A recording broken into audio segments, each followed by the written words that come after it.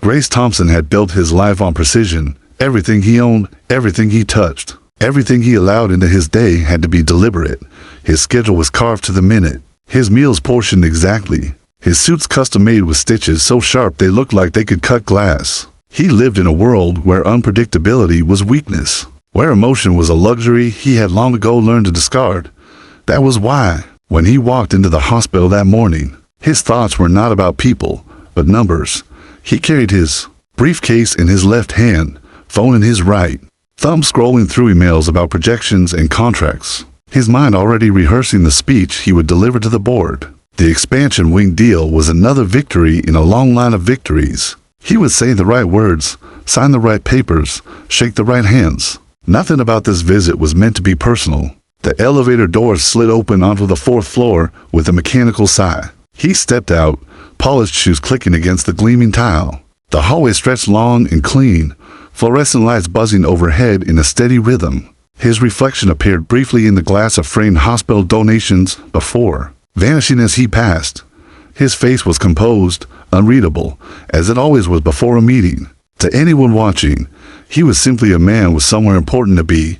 He moved like a machine. Straight spine, steady pace, eyes focused on the closed conference room door at the end of the corridor. Nothing would deter him, or so he thought.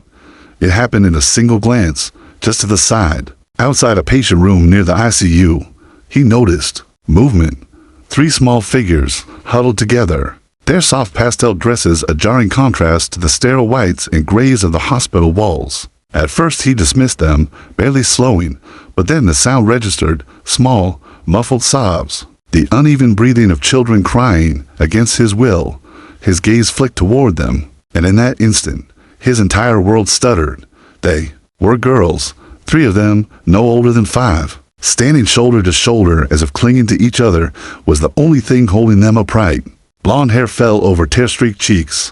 One held a worn stuffed rabbit so tight it's stitched. Ears drooped at odd angles, the kind of toy that had been loved nearly to pieces. Another rubbed her wet eyes with the back of her hand, sniffling between breaths. The third stood eerily still, staring at the floor, lips trembling like she had no more strength left to cry. Their matching pink dresses made them look even smaller, fragile, like they had been placed here by mistake in a world too harsh for them.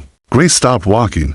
It was not a conscious decision. One moment he was striding toward the boardroom, the next he was rooted to the polished floor. Breath caught somewhere between his lungs and his throat. He told himself it was nothing, just children waiting for a parent, just noise interrupting. His focus, he should keep going, but his body refused. He could not move. Something in the air between them and him had shifted, something unseen but undeniable. Like an invisible thread pulling him toward them, the conference room door was still. Inside, his assistant was probably already seated, checking her watch, ready to text him in 2 minutes if he was not inside. But none of that mattered now. All he could see were the 3 girls standing in that hallway. And as they turned their tear-stained faces slightly, one of them lifted her head and met his eyes. He did not understand what struck him harder, the Reich in her gaze, or the sharp, unexplainable familiarity of it.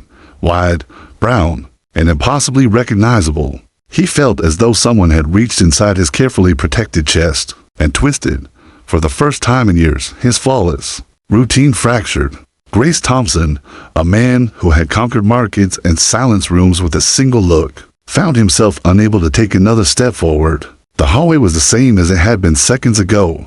Fluorescent lights still hummed, monitors still beeped. Faintly from distant rooms, the air still smelled of disinfectant, and yet nothing was the same. In a world where everything had always gone according to plan, Grace realized with startling clarity, this moment had not been on his schedule, and it would change everything. The weight of that moment clung to Grace like an anchor. He stood frozen, his polished shoes planted on the sterile floor, watching the 3 little girls with a heaviness in his chest he could not name. The hospital around him carried on as usual nurses pushed carts. Monitors beeped behind closed doors. The faint smell of antiseptic floated through the hall. Yet for him, the world had narrowed down to those 3 pink dresses and the trembling shoulders beneath them. He should have left. Every instinct shaped by years of discipline told him to turn away. Business first, always. His reputation was built on being the man who never faltered. The man who never let distraction sway him from precision. But as one of the girls raised her face again, her wide eyes locking on his, Grace felt something deep and unfamiliar. Recognition. He crouched slowly, his tailored navy suit pulling against his knees until he was at their level. The youngest of the three clutched the stuffed rabbit tighter, as if protecting it from him.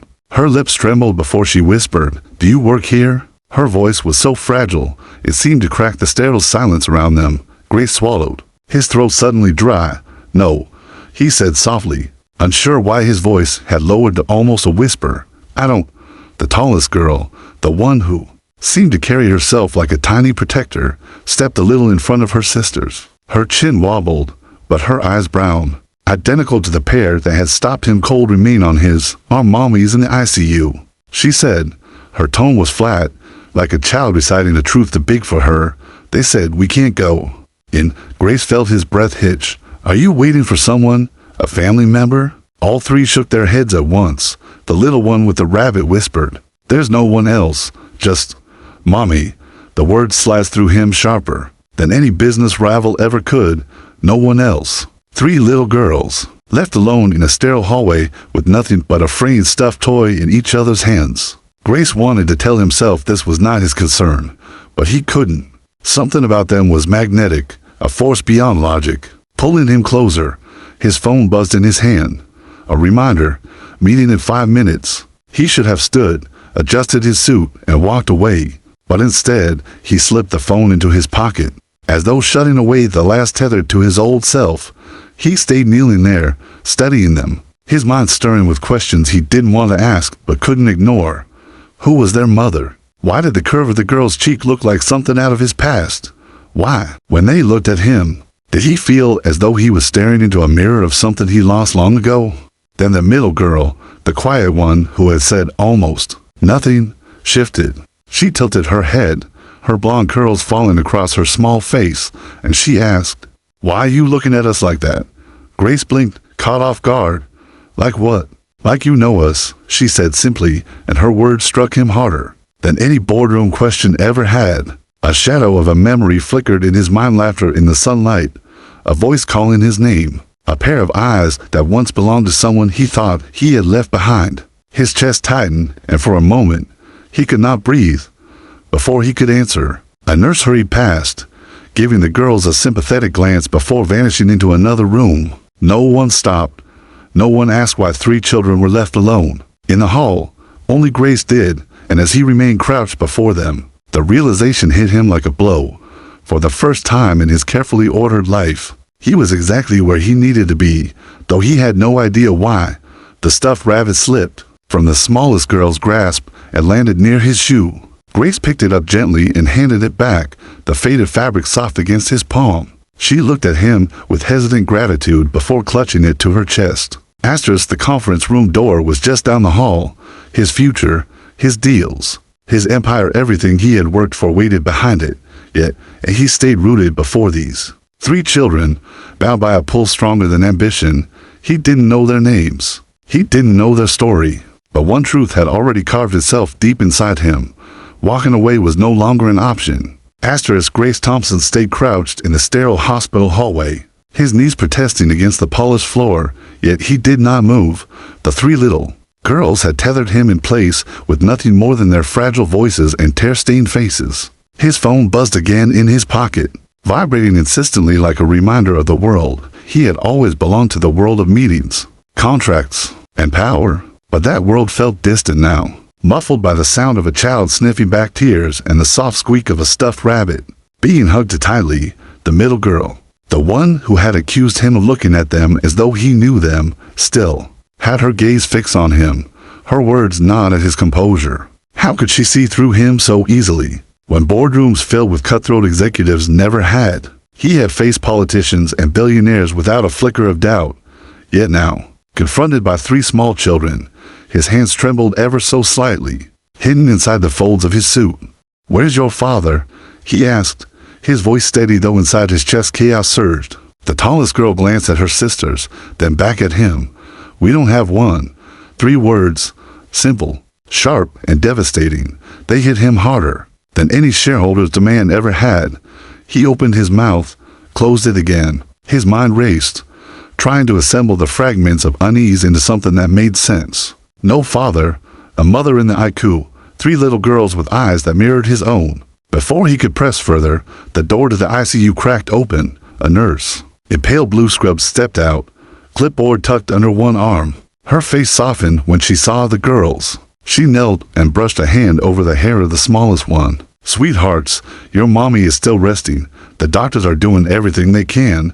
Be patient." "All right." Her words were gentle, but behind her tone lay the weight of bad news. Grace straightened slowly, his height and tailored presence suddenly imposing in the narrow hall. The nurse's eyes flicked to him, curious. "Are you family?" she asked. The question struck like a hammer. He hesitated long. The girls looked up at him, waiting, almost hopeful, as if his answer mattered. Finally, he said, "No, I'm not." But even as he said it, the word tasted wrong, bitter, false. The nurse nodded politely, as though dismissing him, and started to move away. Desperation jolted through Grace. "Wait," he said, sharper than intended. "The woman inside, what's her name?" The nurse frowned. "You don't know her?" "I need to," he replied, his voice low but intense. After a pause, the nurse sighed, as though weighing the rules against the urgency in his tone. She lowered her clipboard. "Emma Carter. She was admitted last night after collapsing. Critical condition. We've stabilized her." But the rest of the sentence trailed off, heavy with implication. Emma Carter. The name detonated inside him. Memories he had buried under years of ambition and discipline flooded back. Her laugh, her stubborn kindness, the way she used to call him by his full name when she was angry at Emma. The woman he had once loved and left behind in pursuit of success. The girls, the eyes, the pieces slammed together with terrifying clarity. His heart pounded so violently he pressed a hand to his chest. Could it be? Were these 3 children Emma's children, his? He didn't realize he had staggered a step back until his shoulder brushed against the cold wall. The girls were watching him closely now. The tallest tilted her head, her brown eyes narrowing as though she were solving a puzzle far too big for her small ears. "You know, Mommy," she said quietly. Not a question and accusation. Grace's throat tightened. He wanted to deny it, to retreat into the safety of detachment. But the truth burned behind his ribs. Yes, he knew her.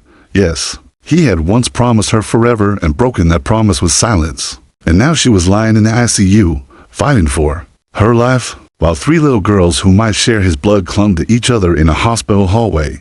The nurse's voice pulled him back. "She's been asking for someone," said his name more than once, though she was weak. Grace. Grace Thompson. The sound of his own name on a stranger's lips left him shaken. Emma had asked for him. After all these years, after the choices that had separated them, she still remembered. She still called for him. The conference room door clicked open at the far end of the hall, and his assistant's sharp voice echoed down the corridor. "Mr. Thompson, we're waiting." Grace did not turn. For the first time in his career, the call of business meant nothing. His eyes were locked on the ICU door, on the truth waiting behind it, and on the 3 little girls who now stared at him not like a stranger, but like something else, something closer, something they had been missing, and deep in his chest. Beneath years of precision and power, Grace felt the terrifying, unshakable truth settle in. The life he thought he had built perfectly might crumble. With a single word from Emma's lips, Grace stood in the corridor, torn between 2 worlds. At the far end, the conference room door had swung open, his assistant's voice calling out with impatience. Inside that room lay his empire, the deals, the partnerships, the expansion that would cement his reputation even further. But just steps away, behind a heavy ICU door, was Emma Carter. And outside that door, clinging to each other like fragile birds, were 3 little girls whose eyes refused to let him go. For a man who had always lived by precision, the choice should have been simple. He had never let his personal life interfere with business. In fact, he had structured his life to eliminate personal entanglements altogether. But as his name echoed in his head, spoken by the nurse, whispered by Emma through pale lips, Grace realized nothing about this moment was simple. The nurse had already disappeared into another wing. The hallway emptied, leaving him alone with the triplets. Their gazes felt heavy, as though they were silently demanding an answer he wasn't ready to give. The tallest one, her small shoulders squared like a soldier, broke the silence. "If you know Mommy," she said, her voice trembling. "Why won't you go to her?" Grace's jaw tightened. He could command a boardroom, silence dissent with a glance. But he couldn't answer a child's question. Instead, he turned slowly toward the ICU door. His heart pounded harder with each step, his hand tightening into a fist at his side. He reached for the handle, hesitated, then pushed. The door gave way with a soft hiss inside. The world was different. The air smelled of antiseptic and something metallic, sharp and cold. Machines beeped steadily, each sound a reminder of how fragile the line between life and death really was. The lighting was dimmer here, subdued, as if even electricity dared not intrude loudly. And in the center of the room, surrounded by wires and tubes, lay Emma. Grace stopped just inside the doorway, his breath caught. She looked smaller than he remembered, frail in a way that frightened him. Her blonde hair, once full of sunlight, was tangled against the pillow. Her skin was pale, lips dry, eyes closed. A monitor tracked her heartbeat in green lines, steady but fragile. He moved closer, each step slow, hesitant, as though the ground might shatter beneath him. Memories flooded Emma laughing in a cafe, Emma scolding him for missing dinner again, Emma holding his hand as though she could keep him tethered to the world. He had buried those memories under contracts and deals, but now they resurfaced mercilessly. Her eyelids fluttered. For a moment he thought he imagined it. Then her eyes, open, unfocused, searching, when they landed on him, a faint smile tugged at her lips. Grace. Her voice was cracked, a whisper dragged through pain, but it held a weight that nearly buckled his knees. He stepped closer, gripping the betrayal like it was the only thing keeping him upright. Emma. He breathed, and the name tasted both foreign and achingly familiar. Her hand, frail and trembling, shifted weakly against the blanket. He reached for it without thinking, his larger hand enveloping hers gently. Her skin was cold, but her grip, though faint, was deliberate. "I knew you'd come," she whispered. The words pierced him. He had not promised to come. In fact, years ago, he had promised nothing at all. He had chosen ambition over love, leaving her to build her life without him. And yet here she was, believing he would appear when she needed him most. "You shouldn't be here," he said, though even he didn't know if he meant himself or her in this bed. Her lips curved into the faintest smile, still saying the wrong thing, Grace. A weak cough escaped her chest, shaking her frail frame. He leaned in, heart lurching, terrified the machines would flatline, but she steadied, eyes locked on his. "You need to know the asterisk." He held his breath, waiting, bracing. Her gaze flicked toward the door, where the girls waited. "They're mine," she whispered. "They're yours." The room tilted. Grace's grip on the betrayal tightened until his knuckles whitened. For years, his empire had been built on certainty, on numbers that never lied. But this truth unraveled him. Those three little girls, fragile, crying, alone in the hall, they weren't strangers. They were his blood, his daughters. He staggered back a step, his heart slamming against his ribs. "No," the word slipped out, but it was not denial, it was disbelief. His mind replayed their faces, the curve of their cheeks, the familiar brown eyes. The resemblance that had unsettled him was no coincidence. It was fact. Emma's breathing hitched, her eyes glistening with tears. "I didn't tell you, because I thought you'd choose business again. I wanted them to grow up knowing love, not absence." Her words were soft, but cut deeper than any accusation. He had spent his life perfecting control, and now that control lay shattered at his feet. He wanted to argue, to defend himself, but all he could do was stare at the fragile woman on the bed and remember all the choices that had led him here. The monitor beeped steadily, but Emma's strength was fading. She squeezed his hand weakly. "Don't let them be alone, Grace." Outside the door, the muffled sound of a child's sob carried into the room. The youngest one, clutching the rabbit, had pressed her face against the glass window, peering in. Her eyes locked on him, filled with the same fear and hope he had seen moments before. Grace's throat burned. His empire, his meetings, his flawless life had all meant nothing now. Because in this sterile ICU room, he had just been handed something more powerful and more terrifying than any business deal. The truth of three daughters who bore his name without knowing it, and a woman he once loved begging him not to fail. Them. For the first time in his life, Grace Thompson did not know what came next. Grace stood at Emma's bedside, the soft beeping of the monitor pacing his heartbeat as though mocking the chaos inside him. His hand still wrapped around hers, though he wasn't sure if he was holding on for her comfort or his own sanity. The truth Emma had whispered tore through the armor he had spent years building. 3 daughters. His daughters. Triplets, who had been standing outside the ICU, crying and alone, while he had walked this hospital intending only to talk about blueprints and expansion budgets. He felt dizzy, as though the very ground beneath him had shifted. Grace Thompson, the man of precision, the man who never faltered, was standing in the ruins of his own certainty. He wanted to speak, to demand answers, to rewind time. But Emma's eyelids fluttered closed again, exhaustion dragging her under. The only words she left him with echoed in his ears. Don't let them be alone. A shadow moved at the door. Grace turned.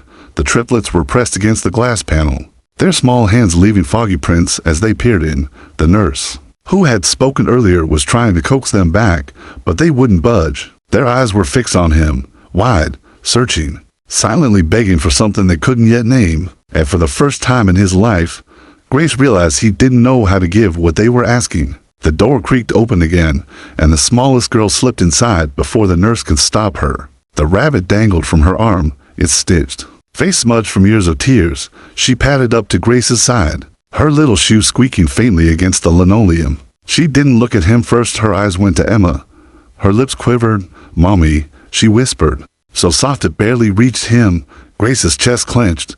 He bent down instinctively, lowering himself until his face was level with hers. She finally turned to him, her brown eyes shimmering with fear. Is she gonna die? The question shattered him. Grace, the man who always had an answer, found himself speechless. He glanced at Emma, pale and still against the sheets, then back at the little girl who looked at him like he was the only anchor she had left. His voice caught, but he forced the words out, steady and quiet. They're doing everything they can to help her. The child studied him with a seriousness far beyond her years, then asked the question he had feared. Who are you? His throat tightened. The truth pressed against his lips, but he hesitated, the weight of years of absence choking him. He wasn't ready, not yet. Instead, he whispered, "Someone who's here now." The nurse gently led the girl back out, and Grace followed into the hallway. The others just stood waiting, their cheeks damp, their dresses wrinkled from hours of worry. They looked up at him in unison, and the tallest asked, "Do you know our mommy?" The lie would have been easier. He could have walked away, kept his life intact, but he found himself nodding, the truth leaking out despite the terror in his chest. "Yes, I know her." The hallway fell silent. The girls exchanged glances, as if silently confirming something between them. Then the middle child, the quiet one who had accused him of looking at them like he knew them, stepped closer. She reached out, her tiny fingers brushing the edge of his suit sleeve. "Are you our dad?" The air collapsed around him. 3 little words that carried the force of an earthquake. Grace's heart thundered, his mouth dry. He wanted to deny it, to escape, to buy himself time, but when he looked down at their faces, the truth was undeniable. The same eyes, the same curve of jaw, the same stubborn tilt of chin he saw in the mirror every morning before he could answer. The ICU door swung open with urgency. A doctor strode out, calling for more nurses. "She's crashing. We need to stabilize her now." The girls gasped, their small bodies trembling. The rabbit fell to the floor. Grace's instincts wired inside him rush into the room, demand upgrades, shield the children. But for the first time in his life, instinct wasn't about business strategy or survival. It was about fatherhood. Without thinking, he dropped to his knees, gathering the 3 of them close, their tiny arms wrapped around his neck, their sobs muffled against his chest. And in that moment, as alarms blared from behind the ICU door, Grace Thompson realized the meeting he had come for no longer mattered.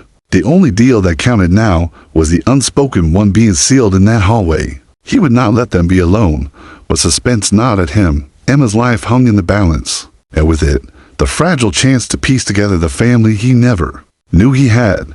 If she slipped away, he would be left with 3 daughters who barely knew his name and a lifetime of guilt heavy enough to crush him. And as the red light above the ICU door began to flash, Grace knew one truth with bone deep certainty. Everything he had built, every dollar, every deal, meant nothing unless she survived and unless he found a way to become the father those little girls already believed he might be. Asterisk, the red warning light above the ICU door pulsed like a heartbeat.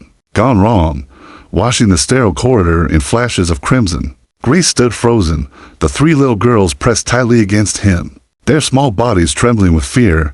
Their tears dampened his suit.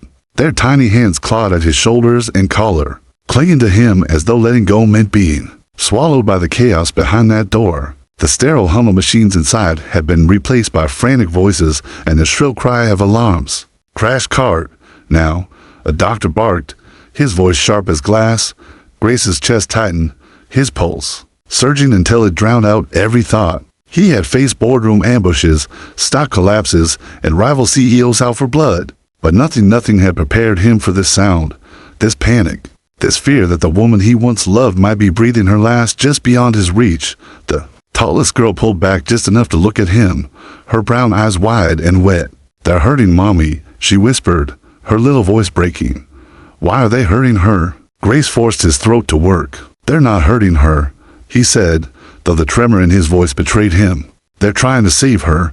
The girl's sobs grew louder as the ICU doors opened for a brief moment. Nurses rushing in with equipment. Grace caught a glimpse of Emma on the bed, her body trembling. Doctors pushing down on her chest. Her pale face turned sideways beneath an oxygen mask. His stomach dropped. The image would haunt him forever. He wanted to storm in, to push the doctors aside, and scream that she couldn't leave. Not now. Not when he had just learned the truth. But the nurse at the door blocked him, her eyes fierce. "Sir, you can't be in here. She's the mother of my children," he blurted before he could stop himself. The words hung heavy in the corridor, shocking even him. The nurse's eyes widened, then softened, but she held her ground. "Then for their sake, you stay here. Let us do our job." The triplets gasped, their small faces tilting up at him. For a moment, silence stretched like a fragile thread. Then the middle girl, the quiet one, whispered, "So it's true. You are our daddy." The word pierced him deeper than any blade. Daddy, spoken with trembling hope and unbearable fear. He wanted to deny it, to buy himself time, but the truth was already written in their eyes. He nodded once, his throat too tight to speak. The girls collapsed against him again, clinging tighter than before, as though his single nod had sealed a bond they had been waiting for all their lives. Behind the door, the alarms reached a crescendo. "Clear," someone shouted. A thump followed, the sound of a defibrillator slamming electricity into Emma's fragile chest. Grace flinched, his arms tightening protectively around the girls. The seconds that followed stretched into eternity. Silence, then another thump, and then beep, beep, beep. The steady rhythm of life returning filled the air. The alarms quieted, the chaos dulled. Relief rippled through the hallway, though Grace's knees nearly buckled under the weight of it. The nurse stepped out, her expression tired but hopeful. She's stabilized for now, but it's critical. We'll know more in the next few hours. She glanced at the girls, then at Grace, as though silently asking if he was ready for what came next. He wasn't, not by a mile. But when the smallest girl whispered, "Don't leave us, Daddy," he knew his answer. He lifted all three into his arms, awkward, heavy, their pink dresses bunching against his suit, and carried them to the waiting area. People stared, whispering, but he didn't care. For the first time in his life, Grace Thompson ignored the whirl. Asterisk, he sank into a chair. The girls piled onto his lap and against his chest. They smelled faintly of vanilla shampoo and salt tears. His phone buzzed again in his pocket.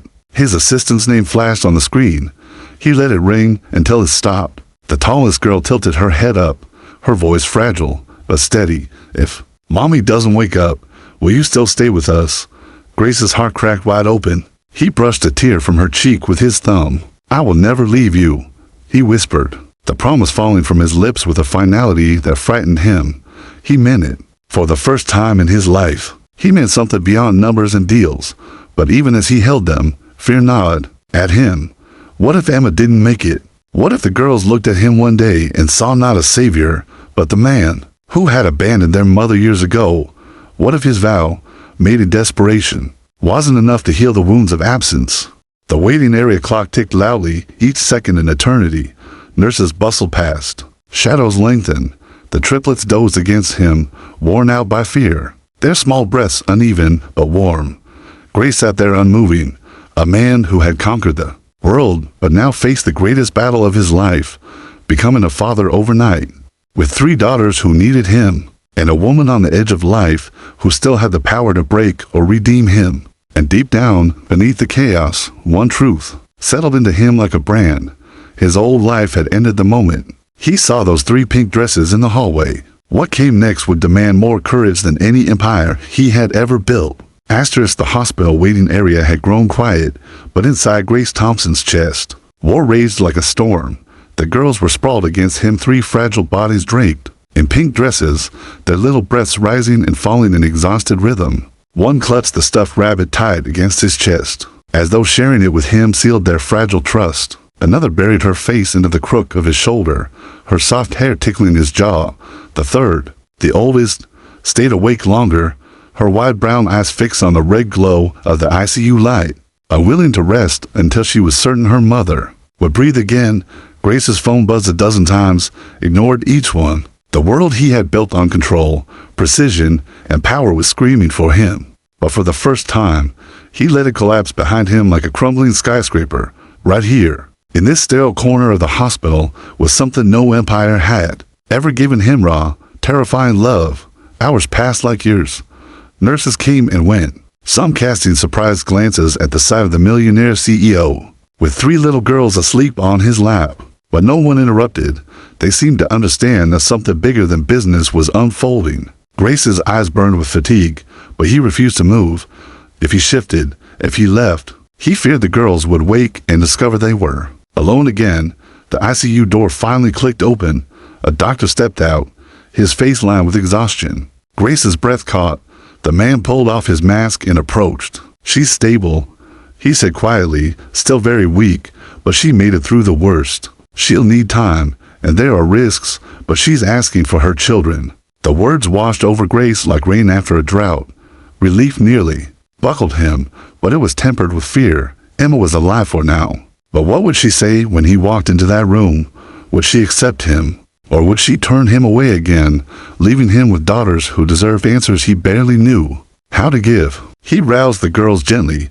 "Mommy wants to see you." The words lit their faces, even through their tears. The rabbit was hugged tighter, little hands clutched at his sleeve, and together they hurried toward the ICU door. Grace followed, his heart thundering like a man on trial died inside. Emma was awake, her face pale, but her eyes alive with fierce light. When the girls rushed to her bedside, she opened her trembling arms and gathered them close, her tears dampening their hair. Grace stayed back, his hands and fists at his sides, watching the reunion with a heaviness that nearly crushed him. He didn't belong in that circle. Not yet. He had forfeited that right years ago.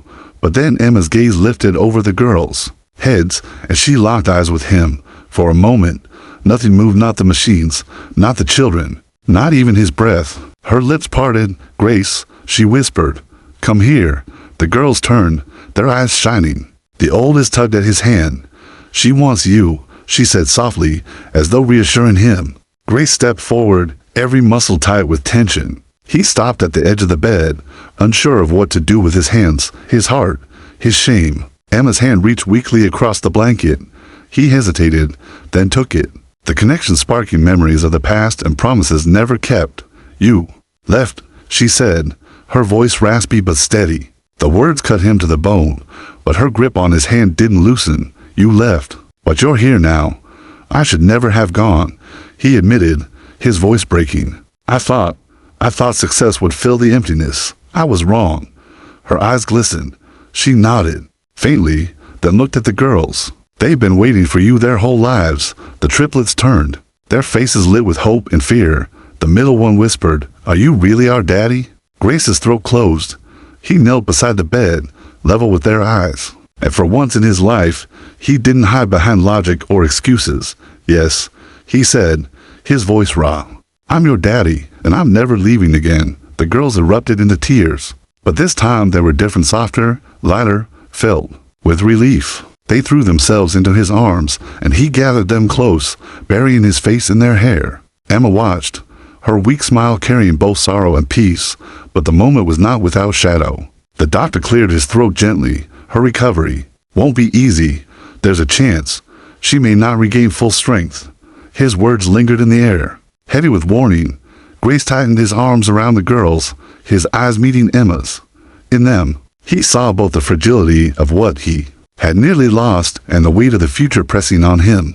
He was no longer a man defined by precision and power. He was a father, and for the first time, he was terrified not of failure in business, but of failure in love. The youngest girl climbed onto his lap, pressing the rabbit against his chest. "Daddy," she whispered, her voice sleepy but certain. "Can we go home now?" Grace froze. Home? The word rang louder than any boardroom victory. He looked at Emma, who was watching him with tired eyes full of questions. And in that instant, Grace Thompson knew his final decision. His empire could crumble. His contracts could vanish. But he would build a new home, not with marble floors and steel towers, but with love, forgiveness, and 3 little girls who had shattered his perfect life to give him something better. The beeping monitor filled the silence, steady and fragile, as Grace wrapped his family into his arms. The shocking truth was no longer a question of business or power. It was a vow carved into his very soul. For the first time, Grace Thompson didn't feel like a millionaire CEO. He felt like a father.